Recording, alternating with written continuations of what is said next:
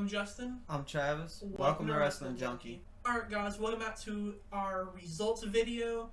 And what a show that was. What a great 2 nights that was. That finish we'll get into obviously in the video, but very surprised, very shocked. What was your overall opinions on the 2 nights? Yeah, last year I felt like it was like felt like a little bit dragged out sometimes. Like it felt like a little slow pace, but this one it definitely felt a little faster. I feel like they chose like a good start for day one. They started off with Austin Theory versus John Cena. Of course, John Cena is gonna get a big pop and get everyone excited. So I feel like that's a good choice to like start the night off at a good pace. But yeah, it felt really good. The matches were really good. I don't want to get too much into the details of everything until we talk about the matches. But yeah, it was really good. Yeah, well, let's just get straight into it. We had Austin Theory versus John Cena opening up the show for the United States Champion. Austin Theory gets the win. Honestly, I think this was kind of predictable. There was a little bit of me that wanted Cena to win because I wanted to maybe do something tomorrow night on Raw or something else, something like that. But this was the correct win.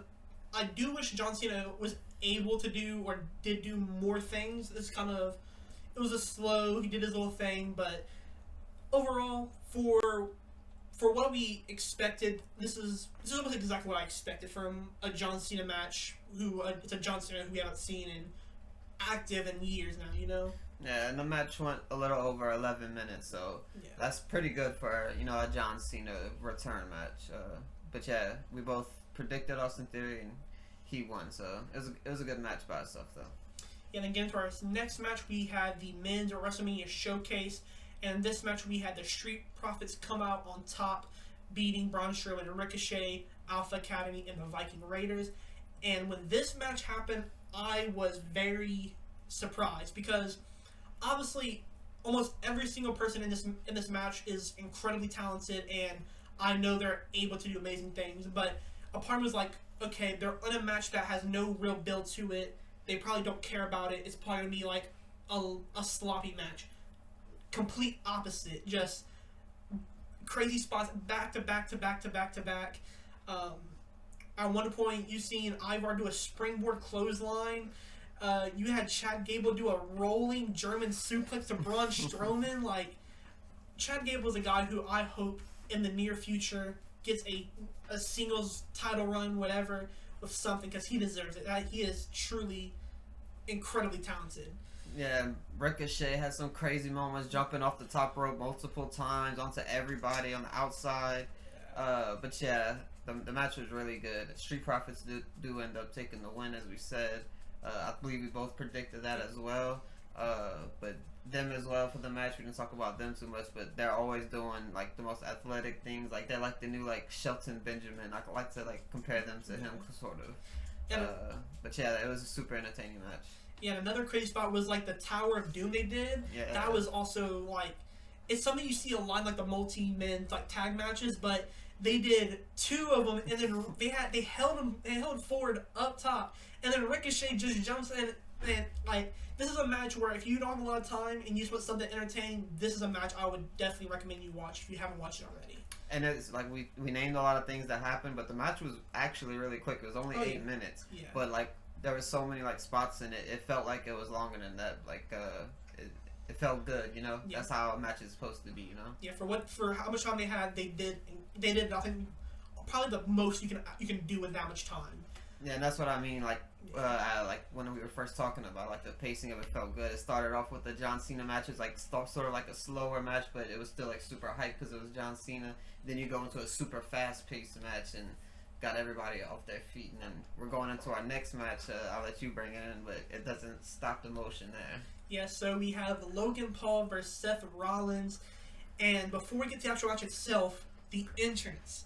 Logan Paul coming in on the zip line. I did see the leak of it. He did like post something on his Snapchat, I think, and it got like spread around. That was super cool. I was a little bit scary, obviously, because of past trauma, in WWE with zip lines and stuff like that. But I'm really glad they let him do that. And then also he comes by a Prime bottle, which will come into play later on. But yeah, Seth Rollins does get the win in this match, but we keep saying it, I think everybody says it, Logan Paul is always impressing us, but I think at this point, in his next match, whenever it is, it won't be impressive because we know what he can do now. But yeah, this match, very entertaining. Like I said, just Logan showing off how good he is in the ring, and yeah, after Seth Rollins tries to go for a curb stomp, the Prime bottle grabs Logan's legs to get him out the ring, and then Seth hits Logan to knock him away, and then Seth Rollins facing off with the Prime bottle, and he grabs him, and then we reveal who is inside the Prime bottle, and it's none other than KSI, somebody who, when I seen the Prime bottle walk down, I was kind of suspicious on who it would be, but when I seen who is KSI, a part of me, like, for somebody who's been a KSI fan for probably over 8 years now, this was like incredibly, like, it was so surreal for me. Yeah, it was funny. I thought it was like maybe Mike or somebody else in the Prime bottle, because I just didn't think KSI would do it, or if he was even here in the United States or anything. Yeah. But yeah, it was him, and yeah, it was a pretty funny moment. Yeah, but the closing segment, we seen Logan try to go for a coast to coast on Seth Rollins, but Seth Rollins gets back up and does a super kick instead, and then he does his curb stomp, and that was the match. But like we said, incredible performance from both men. This was the right decision of Seth getting the win here. He deserves it. John, this is another one I'm pretty sure we both predicted Seth to win the match. And then for our next match, we had the 6 women's tag match. Trish Stratus, Lita, and Becky Lynch taking on Damage Control. And Trish Stratus, Lita, and Becky Lynch did get the win this match.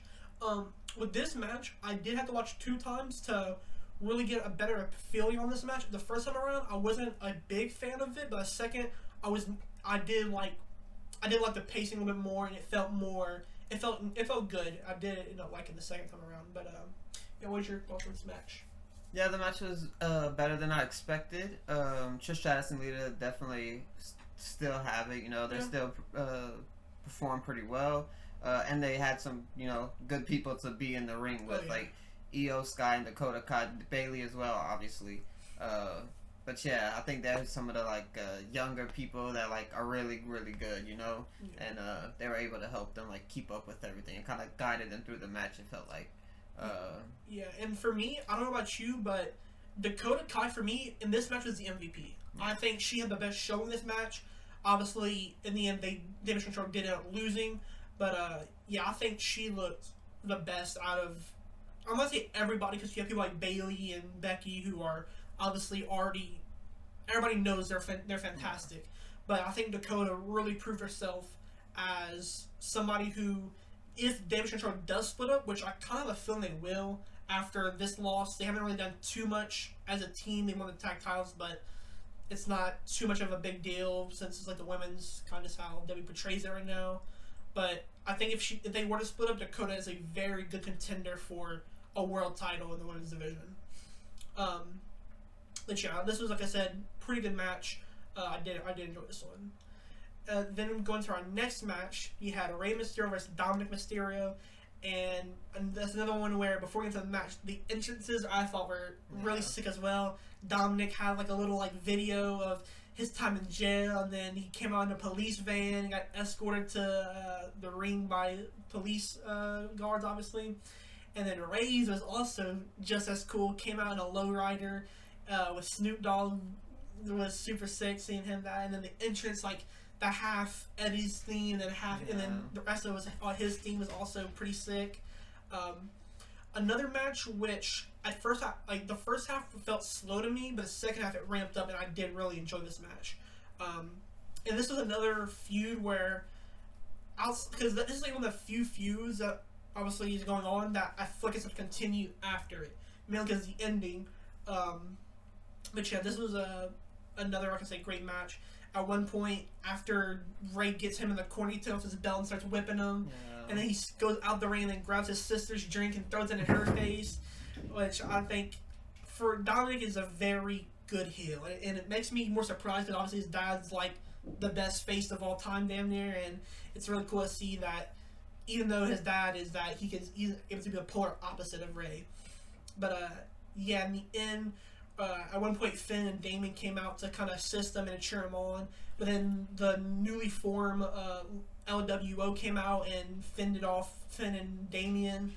But yeah, and then toward the end of the match, you had Dominic. He had like a steel chain and was about to hit Ray with it, but Bad Bunny, who was on commentary, he grabs the chain, in which allowed Ray to hit a 619 for the win. And after the match, you had all of LWO and Ray kind of celebrate together. And this is a match I think, since Backlash is in Puerto Rico, I think this is something that we're going to see Bad Bunny there if he wants to do something, and probably Ray and the rest of LWO. I think it's something we'll most likely see. Yeah, it was a fun match. Everybody it just kind of felt like Ray was going to win no matter what, because it's, a big moment at WrestleMania. He never got to, do anything to him necessarily except put him in jail. But yeah, it felt like he was going to win, and he did, and the match felt really good. So I don't have any complaints for this match whatsoever. And then on to our next match, we had the SmackDown Women's Championship match, and this could be my favorite match of the two nights, and it's top two for sure. On night one, we had Rhea Ripley come out on top, beating Charlotte Flair, like I said, becoming the new SmackDown Women's Champion, and that was, like I said, that was a phenomenal match. What was your thoughts? Yeah, I think that was another one we both predicted as well. And yeah, that match, it was great. I agree with you as well. That was for sure one of the best matches of the night. And then once again, too, their entrances really good. But something that we didn't mention yet is just the stage period and the entrance ramp and the amount of people in the crowd and just everything about that arena was great. Yeah, but if you do remember, they had some technical issues with the Psychotron thing where the screens weren't working for a while. And that's what I think that's another reason why the Cena match kind of fell flat, because at first the crowd was not very happy at all, because obviously it's a humongous arena. It's one of the biggest arenas, I think, in North America. It's probably the biggest in the world, I would guess. But the Trons at the top stopped working, and the fans started booing like crazy. And then once they turned it back on, you go, yeah, woo! So it was really funny, because it was a random part of the match too that it was just funny.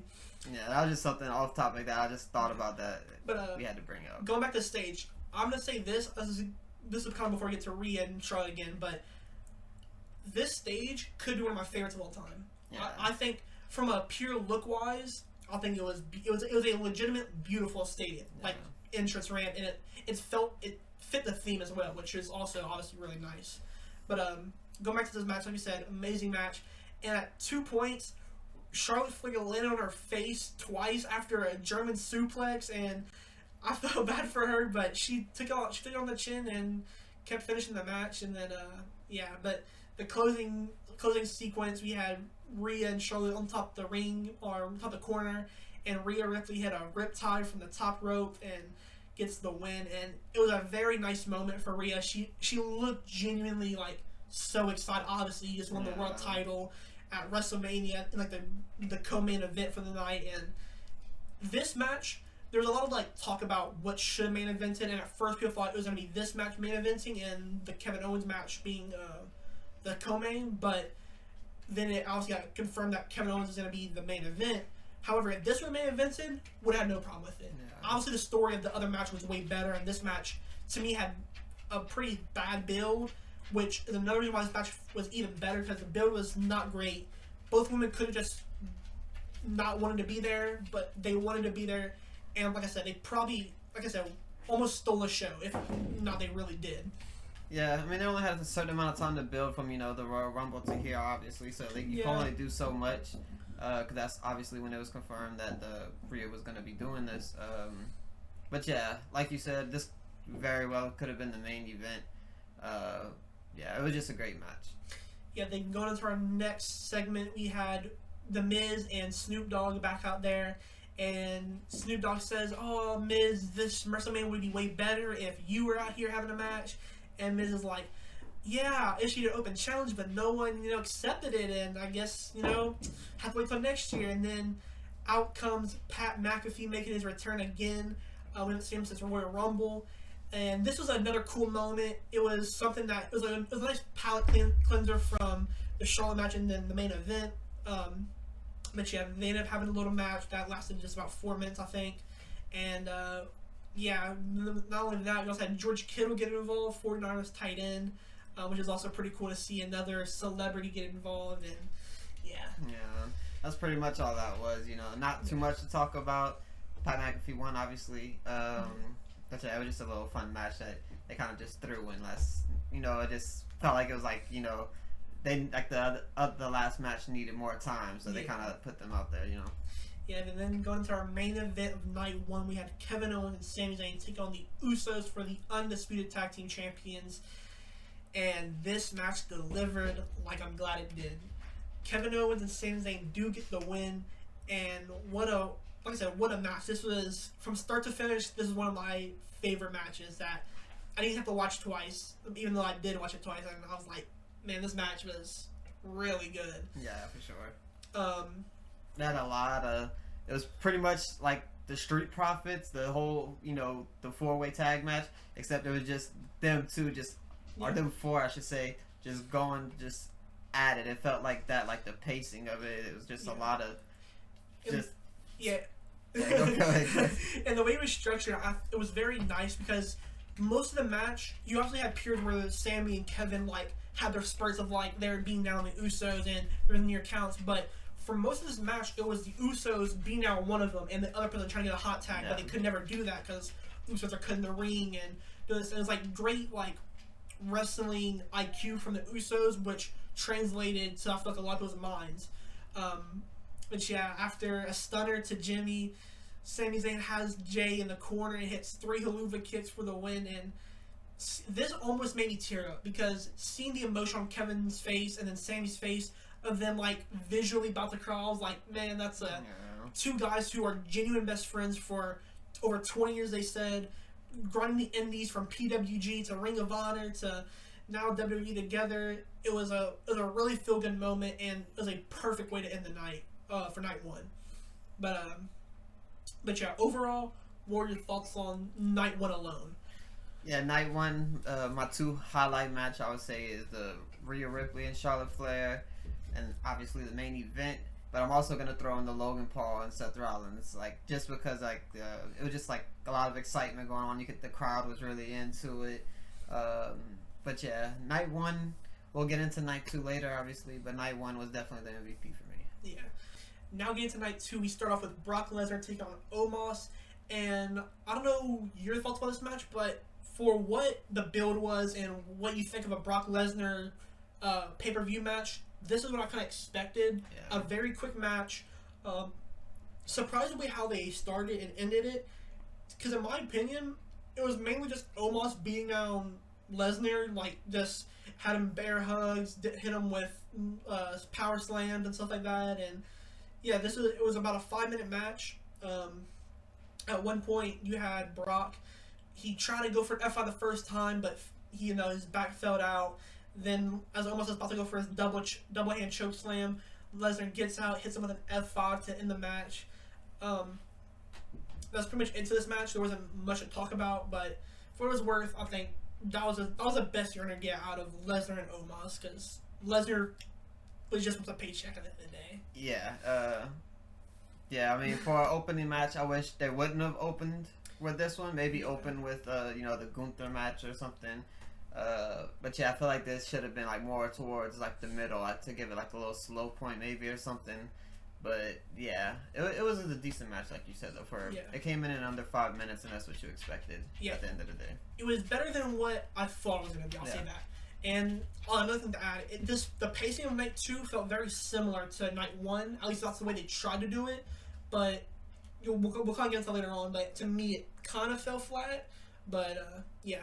And then go to our second match of the night. We have the women's WrestleMania showcase, where we had Ronda Rousey and Shayna Baszler taking on Liv Morgan and Raquel Rodriguez, Talia and Shotzi, Chelsea Green and Sonya Deville, and Ronda and Shayna do get the win.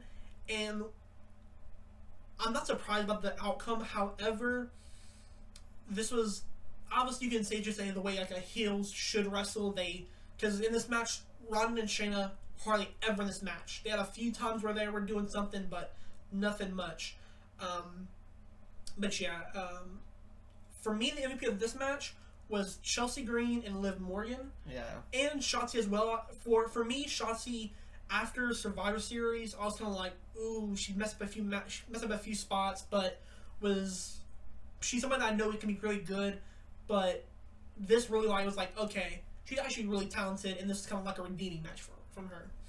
Yeah, like you said, Liv Morgan as well. She always puts on a show every single time she's on a big stage. Yeah. She had her big moment last year at WrestleMania and SummerSlam. But yeah, she's always gonna show herself as like, a respectable. She does what she needs to do to carry her side of the match for sure. Like, she's never gonna be the one slacking. Yeah, and a weird closing finish this match after Shayna tagged in, and then he tagged in Ronda immediately. I think it was Liv Morgan who takes the pin here, or Shotzi, my bad. She hits her once or twice, and then she tags in Ronda, but then she has her shoe off, and then is also just limping around, which kind of makes me scared for her. I hope she's okay, obviously, but Ronda gets Shotzi in the armbar, and she almost immediately taps to end this match. The men's showcase was definitely better, but this one wasn't that bad. I'll say that. For again, what it's worth, there's no build to these matches. It was just, how can we get the most amount of people onto WrestleMania? And this was like their way of doing that. But yeah, not bad. Don't mind it. But yeah, going to the next thing, we had Bobby Lashley come out after this match, and with his Andre the Giant trophy. And at first, people were like, okay, he's probably gonna have an open challenge like he kind of said on Twitter. But he ends up walking up with the trophy, sets it down, flexes a few times, waves to the crowd, goes away. Which, for me, I feel really bad for Bobby. I feel like, for how big of a name he is, he deserves better. Obviously, he was supposed to fight Bray, but Bray had a physical issue that kind of not let it happen. I kind of wanted to see LA Knight as well. I think kind of just had an LA Knight versus Bobby Lashley match, and that would have been fun to watch. Obviously, LA Knight is super over on SmackDown right now, and I think he would have been amazing here at WrestleMania. But yeah, I kind of feel bad for Bobby. He also seemed very upset by his liked tweets on Twitter. A lot of people were like, Bobby deserves better, blah, blah, blah, and he liked a lot of those tweets. Then going on to a match that rejuvenated the crowd. We had Gunther, Sheamus, and Drew McIntyre in the Triple Threat Intercontinental Championship match. And was this a banger of a match like we thought it would be? Probably, I'll say a top 2 match for me at least. For night 2, probably a top 5 match overall for all of WrestleMania. Very, very good match. What was your thoughts on this match? Yeah, I mean, same. I don't see how anybody could disagree. I think this was the best match. A lot of people will probably say 8, but I'll have a reason why it'll get there. 8 being the final match. But yeah, it was a really good match. They had a lot of good spots on the outside where they had like this moment where Drew McIntyre pulls Sheamus off of Gunther as it looked like he was about to win, and they kind of had this like face-to-face stare down at each other, like, all right, like we have to go against each other now, like we can't keep doing this, and then they went at it. But yeah, everybody looked really good. Gunther ends up retaining the belt, obviously.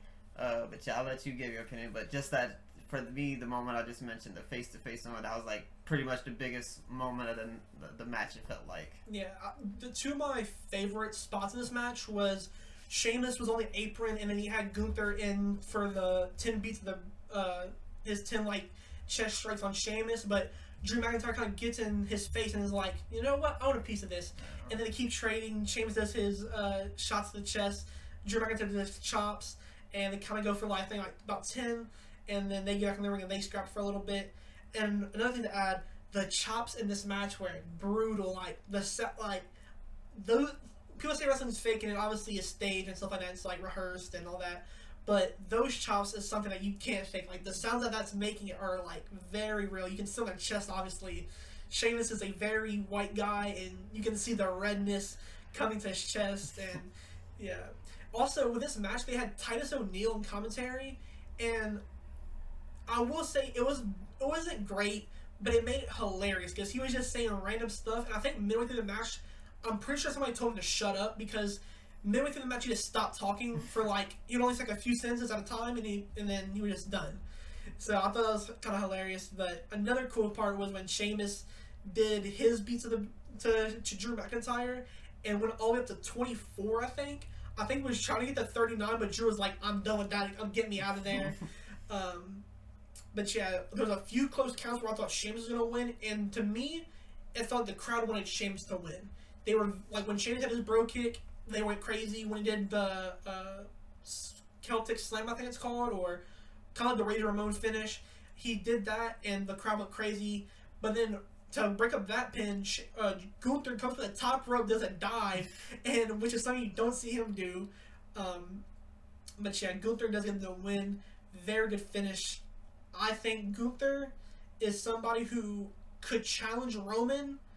I kind of spoils at the end, but I think that's somebody who can very much be a challenger in the future. Another thing that's interesting to add, there was a report that Drew McIntyre's contract is coming up in the near future, and then after the match, he hugged Sheamus and kind of embraced them after the cameras were off, and then also tweeted out some waving emojis, which kind of scares me because he's obviously one of WWE's biggest stars, especially from the pandemic era and then to last year really. So I hope he stays. I feel that's somebody that WWE will throw a lot of money at to make sure he stays, because as much as I like AEW and a lot of other companies, he fits in WWE very well, and I think that's where his home really is to me. Yeah, and I think if it's really his choice as far as they're offering the same amount of money, I think he'll stay in WWE. Yeah. Obviously, it feels like you said, home to him, and yeah, he's definitely somebody who's grew on to me recently. Yeah. But checking into our next match, we have the Raw Women's Championship match. We have Asuka taking on Bianca Belair, and another very, very cool entrances for both of them. Asuka being my favorite entrance out of all entrances. Yeah, it's definitely one of my favorites of the weekend. She came out with multiple different versions of her, and then she ended up being the last one they revealed. Kind of similar to Cena's WrestleMania 25 entrance, where he had the whole bunch of Cena's out. A little bit similar to that. And then Bianca's had I think it was a cheer team kind of come out and do some choreography, dance. It was pretty neat to see. But yeah, this match, I did have a lot of hope for it, because this is another match where the build wasn't amazing for it. However, it delivered very well, and I'm glad it did. Because this is another one where you're 4 matches deep into the card, and there's not much to expect, because obviously the first matches weren't great, but then the last match was really good. This one kind of kept that momentum. This is, like I said, very good match. Bianca does get the win, which is, to me, very surprising. I predicted Asuka. I think you did as well, Yeah. But yeah, I'm very surprised. Obviously, Bianca hit a year the night before, because she beat Becky last year, and then obviously night 2, they fought on night 2. Which is another thing where I'm interested to see who Bianca is going to fight next. I'm trying, off the top of my head, I'm trying to think of contenders. Maybe Bayley, maybe Becky, maybe Dakota if they do split up. But Charlotte could go after that one now. There's definitely a few contenders you could have. But yeah, I'm definitely excited to see where that goes. But yeah, Asuka looked phenomenal this match, did really well. At the end, she tried to go for her miss, but misses. Then Bianca hits the KOD for the win, which, like I said, very surprised. The crowd seemed a little bit surprised, very hyped for it, which is nice to see, because for some people, kind of including myself here, Bianca's title reign has been really good. She's very active, which I like, but it kind of got a little bit boring. It feels a little bit like Cena during his title reigns, where he's being everybody left, right. But yeah. Yeah, Asuka, I said this in our prediction video, she's one of my favorites in all of wrestling, period, but especially women's wrestling. And I felt like she should have won, as we said. Yeah. But yeah, I'm fine with Bianca winning as well. I'm sure they have something planned for Asuka, or at least I would hope so, because she needs a big win soon, I feel like. Yeah. Going to our next segment, we had The Miz and Snoop Dogg coming back out to announce the attendance, which for night 1, it was around 80,000, and then night 2 is 81,000, which to me, obviously I'm pretty sure those numbers are pretty inflated, but however, it looked like there was 81,000 people there, and it's very cool to see that, like, WWE, obviously, it's not as mainstream as it may have once been, but it's still very popular by these numbers, obviously. And seeing obviously the celebrities who are involved in it and want to go and stuff like that. But yeah, again, Miz kind of like talks to Snoop Dogg's like, yo, why'd you get me in a match last night? I was kind of like not cool. I was wearing my expensive suit and stuff like that.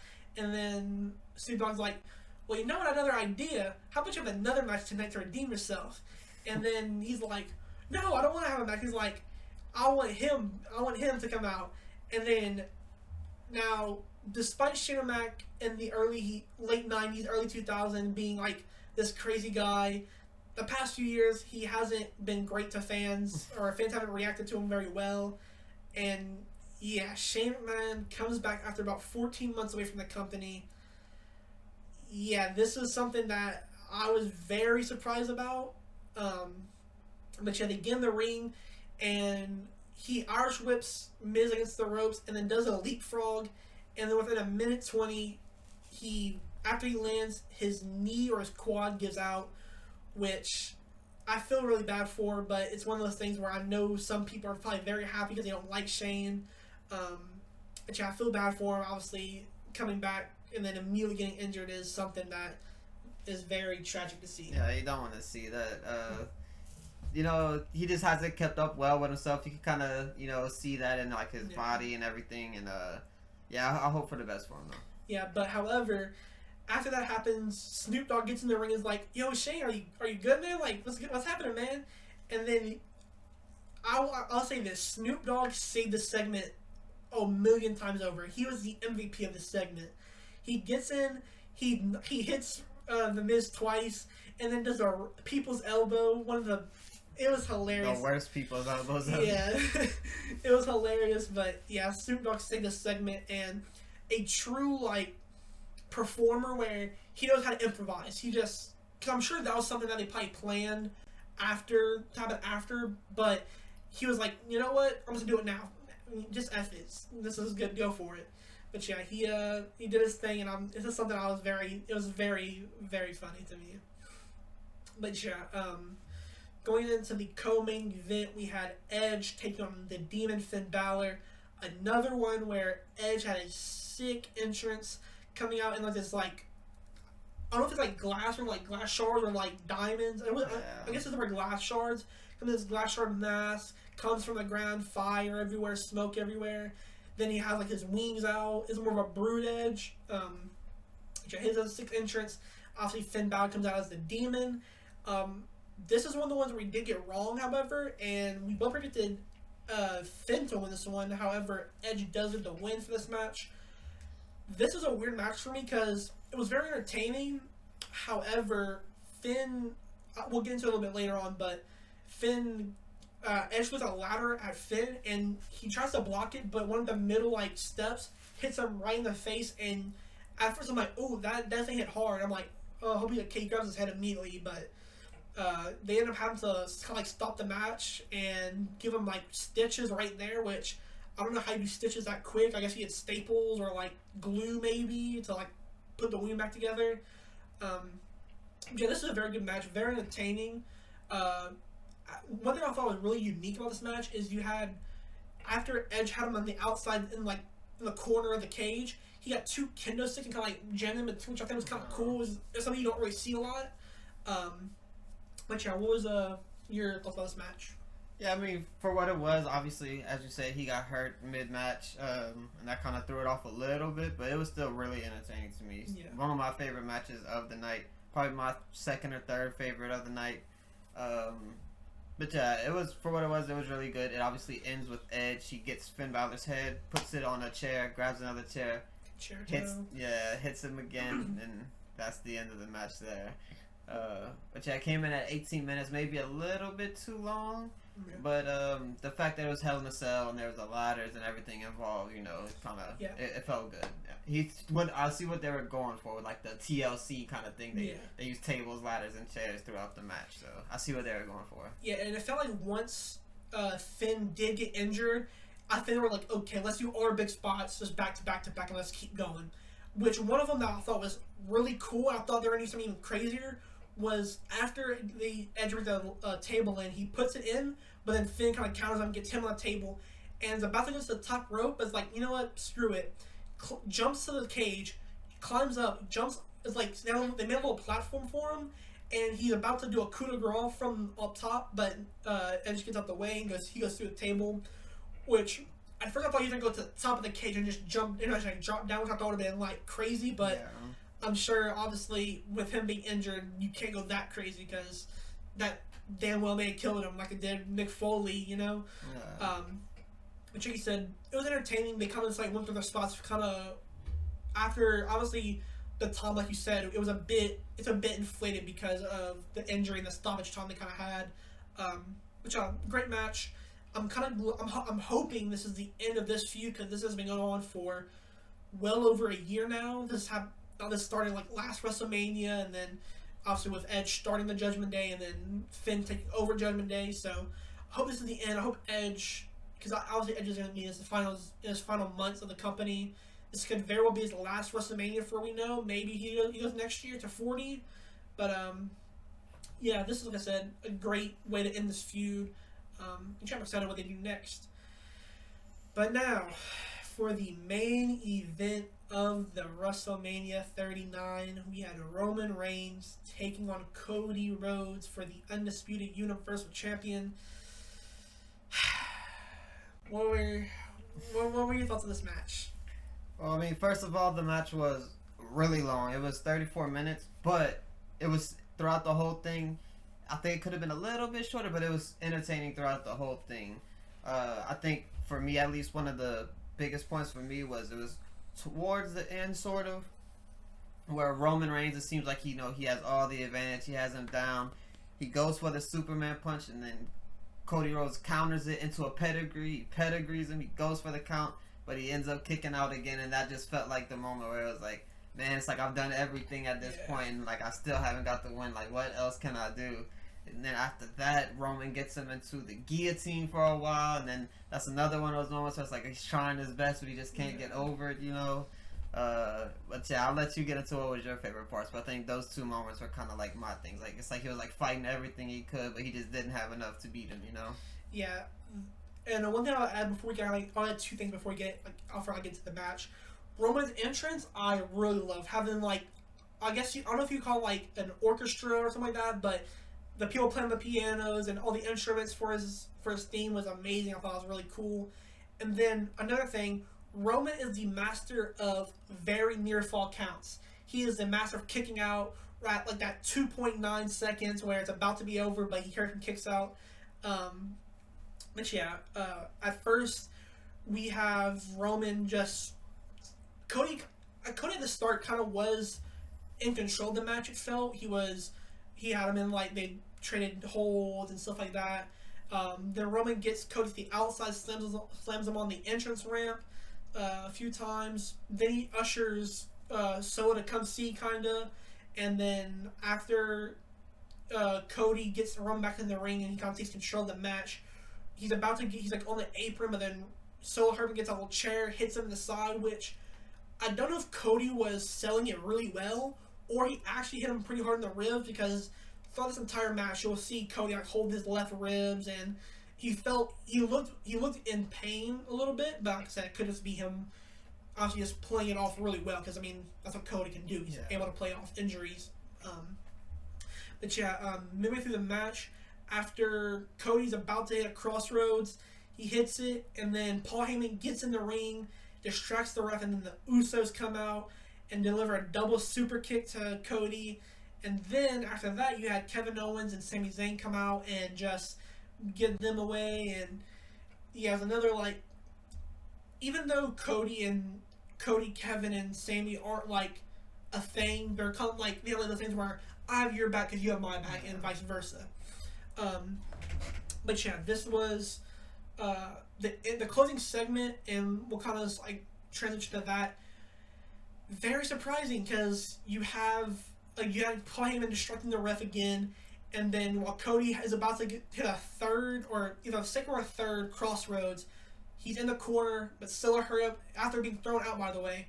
So it comes in, hits a Samoan spike, and after that, Roman Irish whips him into the ropes, hits a spear for the win to retain his titles. And now I've seen a lot of people are very upset about it because this is Cody's moment. This is where he's supposed to finish the story. However, this is history in the making. Like Roman will hit 1,000 days as champion now. It's something that we will probably won't see for another very long time. I don't think this has happened since Hogan era and like Hogan's Bruno Sammartino and stuff like that. So to hit 1,000 days in the modern era is absolutely insane. But I think it makes sense. Like Roman is just he is a definition of that guy. Like he's a guy who, he's not gonna wrestle every week, but when he does wrestle, he's telling a very, very good story. And since we kind of got back into wrestling, every match of Roman I've enjoyed pretty much. Besides like the Brock at Mania last year, that's one I kind of didn't enjoy, but that was still decent enough, But yeah, Roman continues. Like I said, continues his streak. Hits a year with the Raw title, and then he's gonna have 1,000 days probably with the Universal title. But yeah, Cody also again looked visually upset. He was close to tears, it seemed. Because obviously, this is something that even though they know the result of their matches, it's something that it probably still hits hard. It's man, it's something where I could win right now, and the crowd could go crazy for me, but I lost. And the main question I have now is, what is next for Cody and what is next for Roman? Because Cody was the most likely to beat him, I think. I think that was obvious. However, now, who is next to beat? I think we can kind of answer this question we can kind of talk about right here is just, who do we think is going to be the person to dethrone Roman, and when do you think it will be now? Because we obviously have Backlash at May, but I don't think Roman's going to do that. We have King of the Ring at the end of May, which I don't think Roman will be at that, which is also the same night that he'll hit 1,000 days, I'm pretty sure. And then we have Money in the Bank in London, which I don't think he'll do that. SummerSlam, I think, is the only place where I think he'll do it. So I ask you the question: who do you think are contenders to beat Roman for his one or both the titles? You still have to put Cody in there, obviously. Yeah. Because they didn't. Well, this is once again another one of those situations like Rhea, where it wasn't built up necessarily. It was won through the Royal Rumble, and then slowly built up from there. So they didn't have a lot of time to work with it. So I think the main one is still Cody. I just don't know how they're gonna work that storyline into what the storyline already is with Roman. Yeah, I think for me, I don't want to throw everybody in there, but I'll give 4 people who I think. 1 is Cody. 2 is Seth Rollins, because in his title reign, Seth is the only person to technically beat Roman because he got DQ'd at last year's Rumble. That's the only person he hasn't beat in his title reign so far. So he's somebody that Seth can really say, like, you never beat me fair. You never even beat me yet. So that could be a person I think could be there. Another person who I think, since they lost the tag titles, is Jay. I think the entire Bloodline storyline is based around Jay. I still think that's still the storyline in my opinion. But now that I'm sure they're going to be done with... They might be done with Kevin. They might have some of that backlash, but after that, I think I'll be done. I think he can be one. But then, like I said earlier in the video, I think Gunther is another contender where if you were to fight him, I think Gunther is a very likely person to beat him. Like Gunther is like that old school style wrestler where he's a wrestler. He's not like a Ricochet with these high flying stunts. He's a real wrestler where he'll take you to the mat, do these crazy chops to your chest. And I wouldn't even see Drew McIntyre get into the picture, honestly. Yeah. Now that if he obviously comes back, they have all these rumors going on or whatever at the moment. But we'll see. Yeah, and I guess another one that is an option, but he's still very young, is Solo, just because he is someone who didn't have a match at Mania. He only lost to Cody since being called up to the main roster. And since being called up to the main roster, he's looked good in everything he's done. Obviously, he's only wrestled at the Raw and SmackDown and stuff like that. But I think he's somebody who could do it, but that's something that would have to be till next year maybe. Which I think if Roman doesn't lose at SummerSlam, I don't know who to lose, because next Mania is gonna be WrestleMania 40, but it's WrestleMania 39. Obviously, 40 is gonna be bigger because of it's a whole number. It's it's a rounded up number. However, this is in California. This is in Los Angeles. Yeah. This is probably gonna be bigger than next year's Mania, unless obviously you have this amazing build for it, which I'm sure they will. But yeah, it's something that I'm very interested to see what's next for both men. And also another question I asked: what do you think is gonna be next for Cody? Who do you think he might feud with?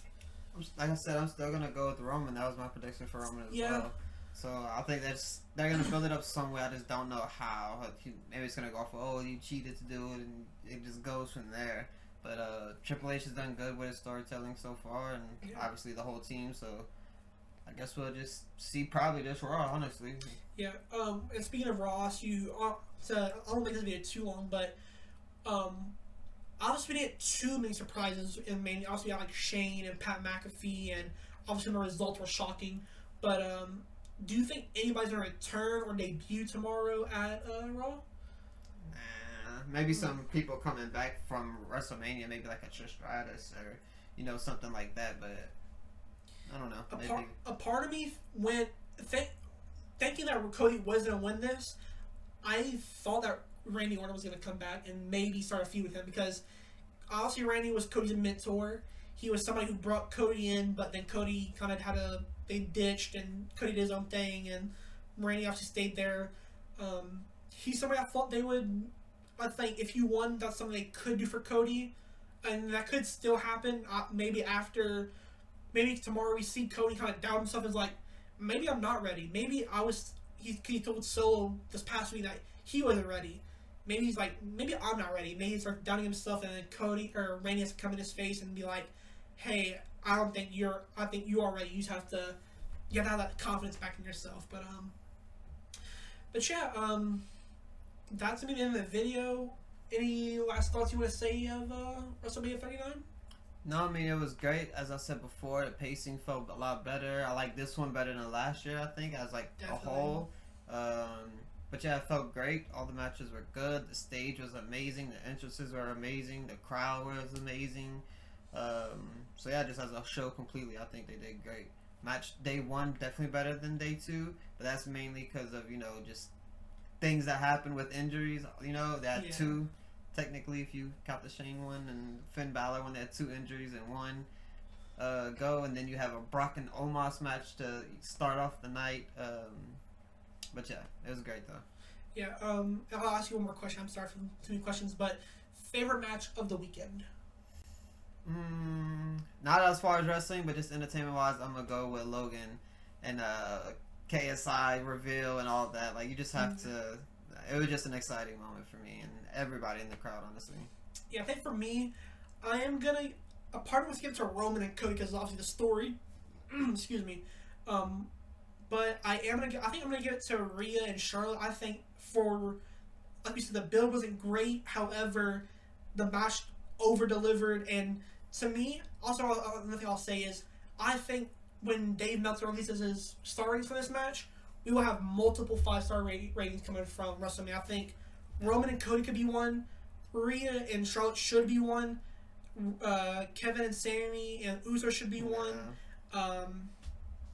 Logan could be one, but I don't think he'll give it. Yeah, I don't think he'll give it some. Gunther could be one, I think. It wasn't better than their Clash of the Castle match, but it was still very good. But yeah, I won't go on for too much longer. If you guys enjoyed this video, thank you for watching. Let us guys know your thoughts on WrestleMania. Make sure to like and subscribe, and we'll see you guys next time.